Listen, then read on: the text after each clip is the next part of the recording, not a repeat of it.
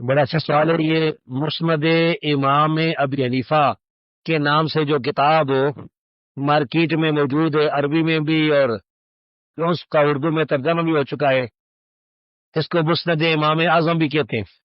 حنفی جو ہے وہ امام حنیفہ کو امام اعظم کہتے ہیں، شافی امام شافی کو امام اعظم کہتے ہیں، اور اسی طرح حنفی جو ہیں وہ امام احمد حنبلی جو ہے امام احمد حنبل کو امام اعظم کہتے ہیں۔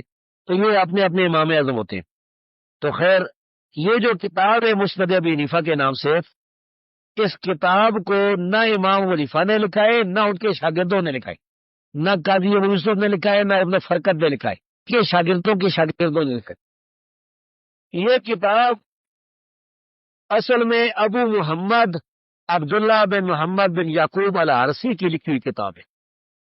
یہ 4 صدی ہجری میں ایک گزرا ایک مولوی عبداللہ بن محمد بن یعقوب الحارثی، یہ ماسٹر ابی نکاوی کی طرح ایک مولوی تھا، اس نے لکھی ہے یہ کتاب۔ اب اس کے حالات کیا ہیں، محدثین اس آدمی کے بارے میں کیا کہتے تھے؟ یہ میرے ہاتھ میں میزان الاعتدال کتاب ہے، جسے حافظ ذہبی نے لکھا ہے۔ حافظ ذہبی جو اسماء رجال کے مشہور امام تھے، ان کی کتاب میزان الاعتدال جلد نمبر 2 اور صفحہ نمبر 496، اس میں لکھا ہوا ہے عبداللہ بن محمد بن یعقوب الحارثی البخاری الفقی عرف بالاستاذ، اس کو استاد بھی کہتے تھے، فقی بھی تھا۔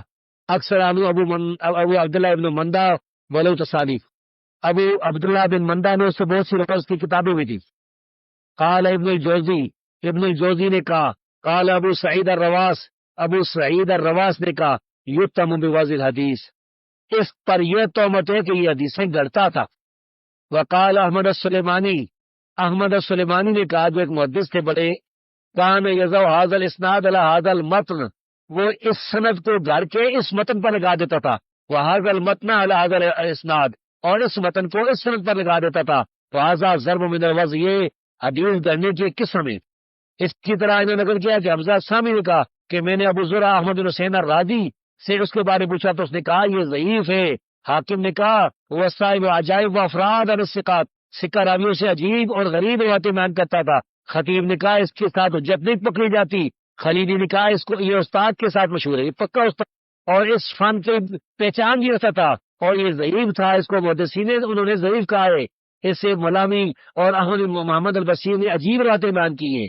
تو یہ آدمی جو ہے وہ 340 میں فوت ہوا ہے، اور آخر میں امام ذہبی نے فرمایا کہ اس نے مسند ابو حنیفہ کے نام سے کتاب لکھی تھی۔ تو یہ جھوٹا آدمی تھا، اس جھوٹے آدمی کی لکھی کتاب ہے، جسے حسکفی نے ایک حنفی فقیہ تھا لے کے تو پوری کتاب جو ہے وہ جمع کر دی ہے۔ تو یہ ساری کی ساری کتاب ثابت نہیں۔ اب آپ نے جو دوسری بات کی ہے، دوسری بات ہے کہ یہ صحابہ کو عبداللہ بن عمر رضی اللہ عنہ کو غیر فقیہ کہتے ہیں، یا سیدنا انس کو غیر فقیہ کہتے ہیں، ان کی روایتیں موجود ہیں۔ عبداللہ بن عمر کو بچہ کہتے ہیں، ان کی روایتیں موجود ہیں۔ تو ایسی بات ہے۔ بہرحال ہم یہ کہتے ہیں یہ ساری کتاب ہی ثابت نہیں، یہ کتاب ہی جو ہے وہ جیلی ہے۔ اور دوسری بات یہ کہ اس میں ایسی ایسی باتیں ہیں جس سے دیوبندی بریلوی خوب پھنستے ہیں۔ صحیح بخاری پر اعتراض کرتے ہیں، نہ کہتے ہیں صحیح بخاری میں کھڑے ہو کر پیشاب کرنے کی روایت آئی ہے، تو ہم کہتے ہیں صحیح بخاری میں بیٹھ کر پیشاب کرنے کی روایت بھی ہے۔ صحیح بخاری میں لکھا ہوا ہے کہ عبداللہ بن عمر نے دیکھا کہ رسول اللہ صلی اللہ علیہ وسلم تو انٹوں پر بیٹھے ہوئے قضائے حاجت فرما رہے تھے، تو بیٹھ کر بھی قضائے حاجت کرنا جو ہے وہ قضائے حاجت، بڑا پیشاب بھی ہے، چھوٹا، دونوں قضائے حاجت ہے۔ تو یہ صحیح بخاری سے ثابت ہو گیا۔ یہ جو مسند امام اعظم کے نام سے کتاب ہے، اس میں کھڑے ہو کر پیشاب کرنے والی روایت تو موجود ہے، لیکن بیٹھ کر پیشاب کرنے والی کوئی روایت موجود نہیں۔ تو یہ ہم کہتے ہیں اوکاروی پارٹی کو کہ تم ذرا اپنی اس کتاب پر عمل کرو نا، یہ جس کو تم کہتے ہو کہ یہ بہت بڑی کتاب ہے، اس پر کیوں عمل نہیں کرتے؟